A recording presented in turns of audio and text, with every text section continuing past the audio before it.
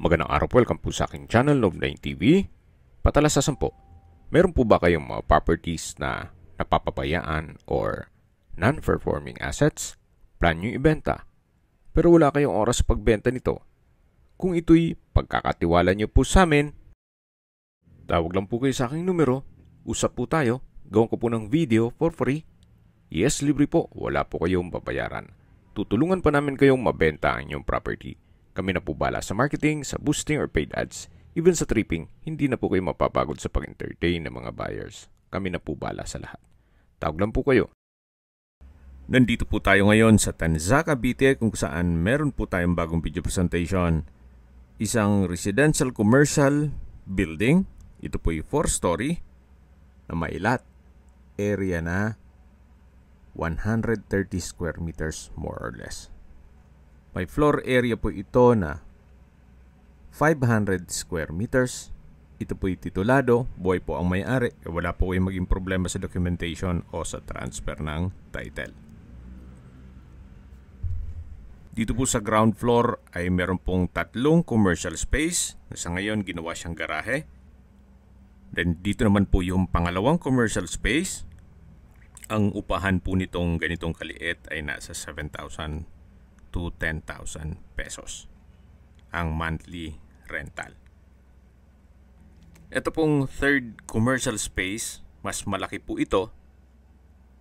Ang estimate po nila ang upahan sa ganito kalaking pwesto ay 20,000 pesos. Sa ngayon po, kina-owner po itong parlor na kumikita naman po ng 80,000 a month. Malaki naman po ang espasyo nito compare dun sa second and first na commercial spaces. Dito pa lang po sa ground floor ay may income na po kayo na almost 40,000 pesos. Ito naman po yung access door. Yan po yung second na commercial space. May access door din po siya. Mapapansin nyo po sa harapan niyan ay mga negosyo rin o commercial spaces. Ito po ay along BC Road at ang estimated population po dito sa barangay ng kung saan nakakasakop ng property ay 20,403. Ganun po karami ang tao dito. Kaya maganda pong magnegosyo. Nandito na po tayo sa common na dining, kitchen, at meron pong countertop na may double stainless sink with faucet. At yan pong nakabukas na pintuan, yan po yung pantry. At dito naman po yung common toilet and bath na naka-solid wood door. Then may bathroom countertop, hand wash basin, vanity mirror, tiled bathroom wall, water closet with bidet. Then sa dulo po ay may washing machine. At doon na rin po ang shower area. Balik po ulit tayo dito sa kitchen at dining. At ito po yung tinutukoy ko na pantry. Ito po yung countertop na nadaanan natin kanina dito sa kitchen. Then, katabi lang yung dining area. Bali magiging common na pong area nito. Nitong mga commercial space. Then, ito naman po ang magiging receiving area once na papaupahan nyo yung mga kwarto sa taas. Yun po yung access door. Then ito naman po yung ginawang garahe na pwede pong gawing commercial space din po yan. Labas po tayo. Pakita ko po sa inyo yung another street access. Ito po yung inner na area na kung saan marami pa pong tao. At dito naman po ay yung main road na busy area po yan o busy street. Ito po yung side view ng building. Ito po yung owner's built kaya hindi po tinipid ni owner. Actually meron pa siyang album nung kinoconstruct pa yan at makikita nyo yung mga materyales talagang hindi po tinipid.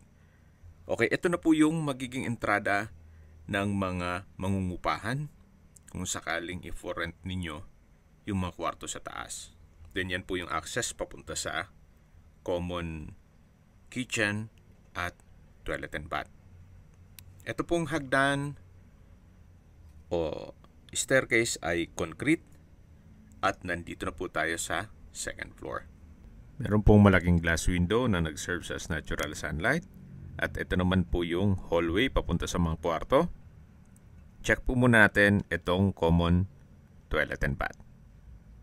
Malaki naman ang espasyo. Meron pong malaking vanity mirror, may hand wash basin, bathroom countertop, water closet with bidet, then meron pong shower enclosure, at ito yung naka-tile bathroom wall. Ito naman po yung first bedroom. Sa ngayon, may mga kagamitan si owner. Upon tripping po, mache-check natin yan. Ito po ulit yung hallway. Then, yan po yung mga kwarto. At dito naman po yung second bedroom. Napakalaki po ng espasyo nito. Then, meron pong access sa dulo papunta sa balkonahe. Meron na rin pong split type aircon, naka-tile flooring, at meron din pong sariling toilet and bath. Check po natin. So, meron po siyang hand wash basin, vanity mirror, water closet with bidet, wall-mounted towel holder, shower enclosure, overhead shower, then bathroom window, at ito po yung naka-tile bathroom wall. Wala naman po kayong ipapagawa dito. Maayos na po siya. So, yan po yung toilet and bath dito sa second bedroom. Then, ito po yung access door na papunta naman sa balkonahe na meron pong aluminum screen door. At ito po yung naka-stainless railing at handrail. Paikot po yan hanggang dun sa harapan. At balik na po tayo dito sa second bedroom. Malaki po ang espasyo niya. At maayos po ang pintura ng ceiling at wall. So, labas na po tayo dito sa may hallway. Next po ay yung third bedroom. Naka-solid wood door. Then sa espasyo, sakto lang. Hindi naman siya ganun kaliit at hindi naman ganun kalaki. Meron dalawang sliding glass window with security grill, naka-tile flooring, at may curtain. Labas po tayo. Balik ulit dito sa hallway. Then, ito naman po yung fourth bedroom na meron pong sariling toilet and bath. May sliding glass windows with security grill. Dalawa po yan. Naka-tile flooring. Then, maayos din po ang pintura ng ceiling at wall. At sa dulo po ay yung toilet and bath. Balik po ulit tayo dito sa hallway. Yan po yung papunta sa hagdan. At ito po yung na-present ko na sa inyo. Ito po yung access naman, papunta naman dito sa balkonahe na naka-aluminum screen door. At dito naman po yung harapan mismo ng building. Bali, paikot din po ito dun sa first bedroom. Ito pong concrete walls ay maayos. Kaya wala na po kayong ipapagawa dito. Maganda pong mag-invest sa mga ganitong rental business. Especially pag along busy road at maraming tao. So dito naman po is another street access.